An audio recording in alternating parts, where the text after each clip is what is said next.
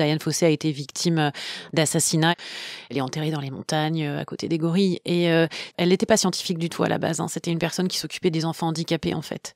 Elle était passionnée par les gorilles. Et à la fin d'une conférence qu'a donnée Louis Leakey, elle est allée le voir et elle l'a harcelé jusqu'à ce qu'il lui confie une mission. Donc elle n'était pas vraiment reconnue comme une scientifique et par ses pairs jusqu'au moment où elle a passé son diplôme de primatologue. Mais avant ça, donc c'est une des premières personnes qui a commencé à nommer les gorilles et à leur donner des noms. Parce qu'à cette époque-là, c'était très mal vu que les scientifiques donnent des noms, donc une preuve d'attachement à un animal qui était juste en fait un sujet de recherche. Et en ayant cette approche vraiment très très humaine des gorilles, elle a fait des découvertes vraiment vraiment incroyables. Et s'il y a encore des gorilles des montagnes à l'heure actuelle, c'est vraiment principalement grâce à elle. 6e épisode de notre voyage dans les savanes de l'Afrique sauvage avec Adeline Lobès, notre guide de brousse. Adeline est spécialisée sur l'Afrique de l'Est et sur l'Afrique australe. Dans cet épisode, nous faisons la part belle aux singes, avec les chimpanzés et les gorilles, en ouverture du bal des primates. Voyage en Afrique avec Adeline, chapitre 6, c'est parti. Salut Adeline. Salut Marc. Et on va enchaîner sur les chimpanzés. Donc, les chimpanzés appartiennent, comme nous, à l'ordre des primates, à la famille des hominidés et à la sous-famille des hominines. Et on fait partie de cette famille, nous-mêmes. L'orang-outan est différent, il fait partie d'une autre famille. Et je voulais aussi dire que le chimpanzé se divise en 2 espèces. Donc, le petit nom latin, c'est Pan, P-A-N. Pan troglodytes, c'est le chimpanzé commun. Et celui que beaucoup de gens connaissent, qui nous écoutent aujourd'hui, même qui ne s'intéressent pas à l'Afrique ou aux animaux, c'est le Pan paniscus, c'est le fameux bonobo. Est-ce que tu souhaites commencer par l'un ou par l'autre ? Le bonobo, on en a énormément parlé dernièrement. Physiquement, en fait, il ressemble énormément au chimpanzé, sauf que de façon générale, il a la face plus foncée que celle des chimpanzés. La peau du visage des chimpanzés, elle est plus claire, et voilà, celle des bonobos, elle est beaucoup plus foncée, voire noire. On en a beaucoup parlé, effectivement, et surtout, on a parlé d'un fait particulier, c'est que les bonobos préfèrent faire l'amour plutôt que de faire la guerre. Et donc voilà, c'est quelque chose qui a été très récurrent à un moment et qui a été cité en exemple. C'est effectivement, je crois, le primate avec lequel on partage le pourcentage le plus élevé de notre ADN, le bonobo. Je crois que c'est de l'ordre de 99%, ou en tout cas pas loin. Ouais, il y a, pour le dire autrement, mais ça rejoint ce que tu dis, il y a 1,2% de gènes qui diffèrent. Voilà. Donc on est sur du 98,8 si je calcule bien. Mm-hmm. L'homme a 46 chromosomes et le chimpanzé en a 48. Comme tous les primates, l'homme a perdu une paire de chromosomes dans son évolution, je l'ai appris au passage. Il y a plusieurs choses que je voulais dire sur le chimpanzé avant que tu enchaînes.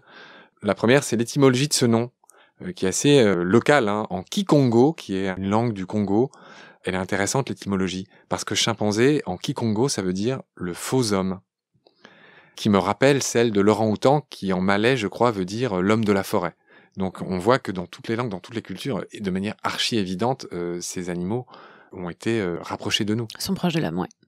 En 1812, un certain Geoffroy Saint-Hilaire, qui était un grand naturaliste, a commencé par appeler les chimpanzés troglodytes, de leur premier nom latin. Mais il se trouve que cette appellation était déjà prise par un petit oiseau, qui doit être le troglodyte. Et du coup, il y a eu un problème chez les scientifiques, c'est qu'il y a une espèce de loi qui fait que, une loi d'antériorité qui fait qu'une fois qu'un nom a été attribué, on ne peut pas le désattribuer. Et donc, ce n'est qu'en 1985 que le premier nom du chimpanzé est devenu Pan, P-A-N, et qui a remplacé troglodytes. En vertu de cette loi, dans toutes les sciences, il y a des lois, et tu peux pas débaptiser un truc parce que c'est plus pratique ou quoi. Voilà, ça obéit à des lois, et je l'ai appris au passage. Il y a quelque chose dont je voudrais que tu me parles, c'est que les clans de chimpanzés donc, ont pas mal de membres, j'imagine une vingtaine, peut-être une quarantaine dans certains cas, et leur façon de faire, leur société est dite société à dynamique de fission-fusion. Ça veut dire qu'en fait, ils se rassemblent à la nuit pour dormir assez près les uns des autres, mais que en gros, chacun vadrouille dans son coin la journée. Donc ça se resserre et ça se... Voilà, en gros, c'est ça le truc. Est-ce que tu as observé des chimpanzés ? Jamais.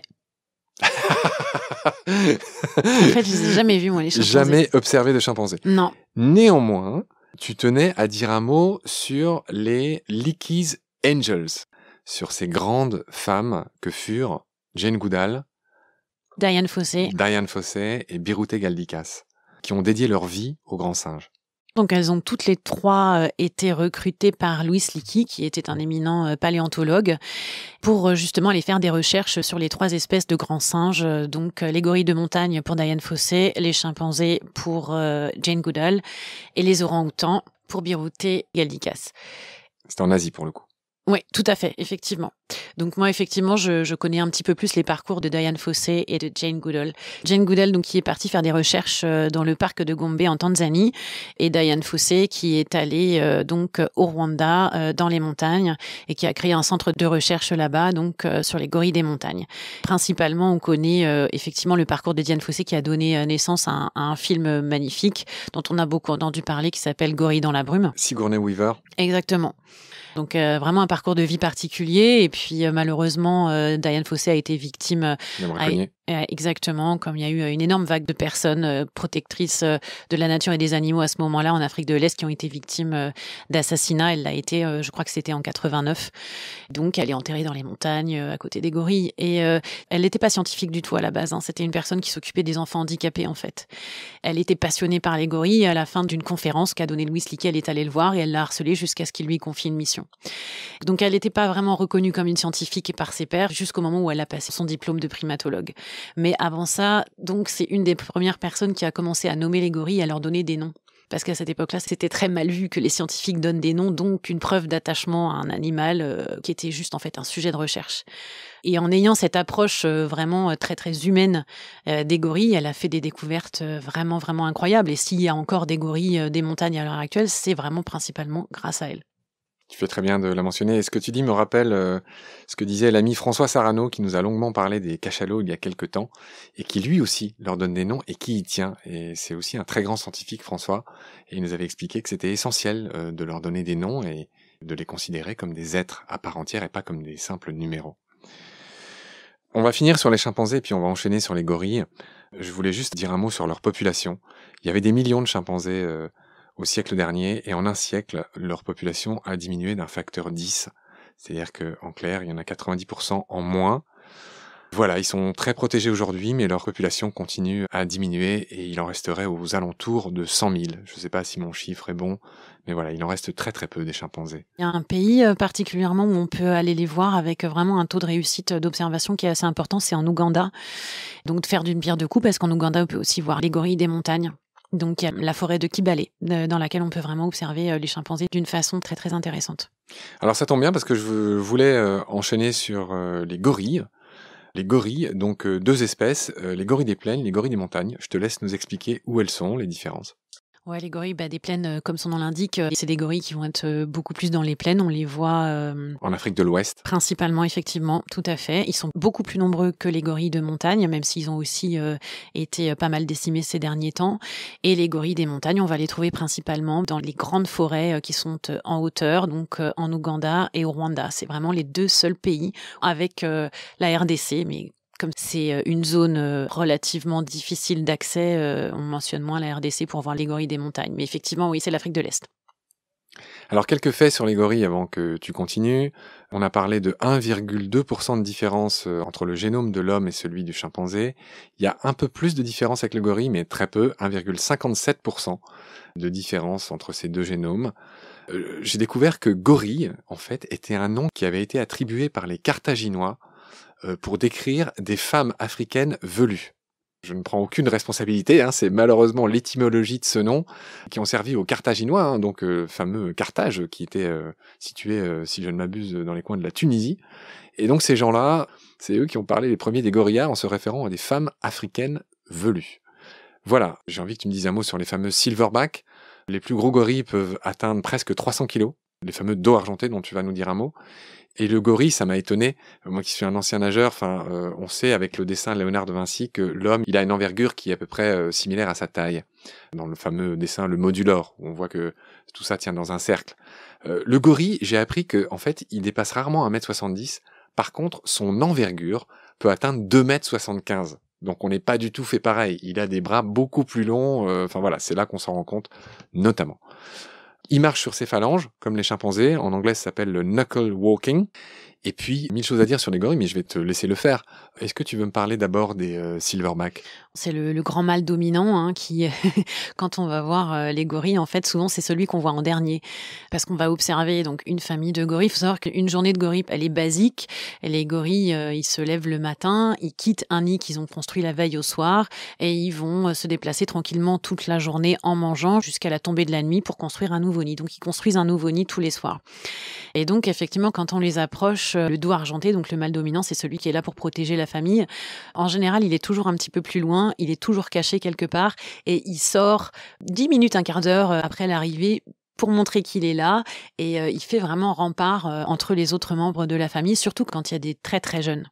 De façon générale, quand on les voit, c'est vraiment quelque chose que je conseille à tout le monde, c'est une expérience exceptionnelle qui a certes un coût, mais c'est vraiment une rencontre unique au monde de pouvoir plonger ses yeux dans les yeux d'un gorille. Ça coûte combien d'aller observer les gorilles? Les prix sont différents selon les pays. Là où ça va être le plus cher, c'est au Rwanda. À l'heure actuelle, le permis gorille uniquement est de l'ordre de 1000 $.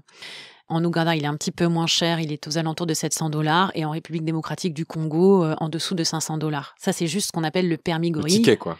Ouais, le ticket qui nous permet de passer 1 heure, pas plus, pas moins, en compagnie des gorilles, après avoir fait l'ascension. Je suis un particulier, je me dis, tiens, allez, je vais aller voir les gorilles, je prends une semaine, billet d'avion, guide, droit d'entrée, etc. Ça me coûte combien? 5000? Si on veut ne pas faire que les gorilles et aller voir un petit peu les parcs aux alentours, oui, c'est ce que je dirais à peu près comme budget sur une semaine. D'accord, bon, ça c'était juste pour renseigner ceux qui nous écoutent. Il resterait 60 000 gorilles à peu près en tout, avec la petite poche là de gorilles des montagnes à laquelle tu fais référence à l'est, donc voilà, côté Ouganda et RDC. Il y en a beaucoup plus, tu l'as dit, à l'ouest, côté Guinée, Cameroun, Gabon, etc. J'espère ne pas dire de bêtises. Ouais, exactement, c'est ça. Où il est encore chassé, c'est de la viande de brousse. Ouais, tout à fait. Est-ce que tu veux ajouter quelque chose concernant les gorilles?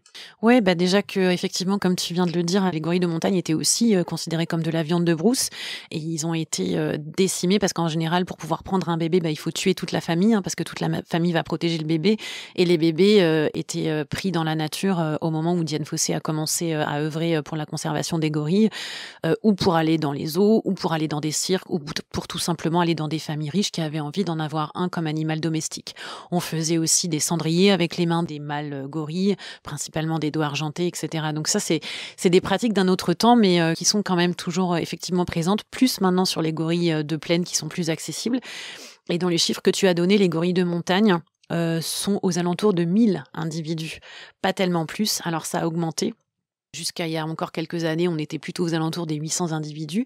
Donc, ça continue d'augmenter et c'est bien. Et grâce au Covid, j'ai envie de dire, et grâce au confinement, en fait, on a appris qu'il y a eu vraiment un boom dans les naissances, principalement en Ouganda, dans les naissances des gorilles des montagnes. Et ça, c'est quand même quelque chose d'assez chouette.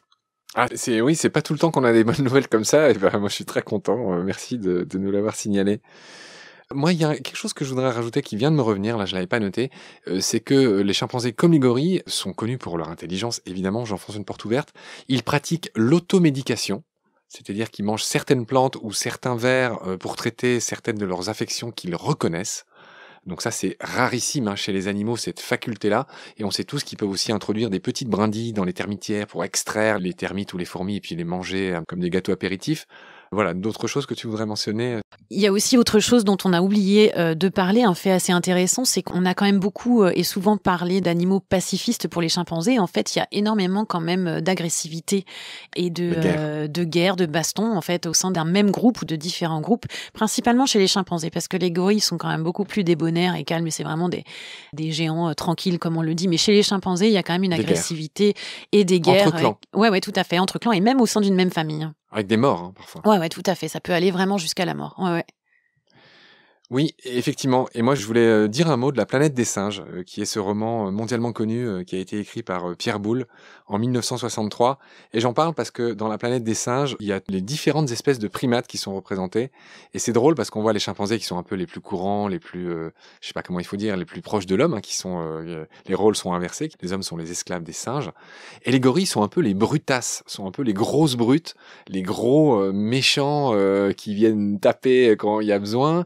Et puis c'est drôle, les intellectuels, c'est les orang-outans avec les petites lunettes là, dans La planète des singes. Je voulais rappeler ça au passage, cette espèce d'interprétation qu'en a fait Pierre Boulle, et puis ceux qui ont fait des films dessus, me paraît assez étrange. Oui. On a pu le voir, l'image des gorilles dans le film King Kong. Et c'est pour ça qu'on a gardé effectivement cette image d'un monstre sanguinaire qui pouvait s'attaquer aux hommes ou même manger les hommes, etc. Donc, comme d'autres animaux, ils ont été victimes du cinéma. Je pense aussi aux requins avec les dents de la mer, bien évidemment, et ça a stigmatisé pas mal de choses. Mais c'est vraiment un animal tranquille de façon générale, vraiment les doux géants. Mais effectivement, il faut garder en tête qu'un dos argenté peut tout à fait charger et s'attaquer à un individu s'il sent que sa famille est menacée. Oui, tu as parlé de King Kong, je voulais quand même rendre hommage à Peter Jackson, qui a fait un beau King Kong en 2005, qui est un film magnifique, c'est vraiment un de mes films préférés, le combat avec les deux tyrannosaures, ou 3 même, je crois qu'il y en a, est absolument incroyable. C'est une scène que je me repasse de temps en temps, quand j'ai juste envie de souffler. C'est vraiment une des scènes les plus incroyables du cinéma, évidemment, faite, assistée par ordinateur. Mais j'en parle parce que c'est la première fois, c'est un des rares King Kong où les mœurs de ce grand singe imaginaire sont quand même assez proches de la réalité. C'est-à-dire qu'il est végétarien, le King Kong, y compris dans le film de Peter Jackson. Il est assez intelligent, assez paisible, il marche comme un gorille, il se comporte comme un gorille. Et donc ce film est assez proche de la réalité, et je voulais souligner ça en fait. Et en plus il a le beau rôle, cet amour avec cette actrice interprétée par Naomi Watts, une de mes actrices préférées. Et voilà, c'est un très beau film que je mentionne au passage à propos des gorilles. Ok, j'aurai le plaisir de te retrouver pour un nouvel épisode pour finir nos animaux de la savane et de l'Afrique en général. Salut Adeline. Salut Marc.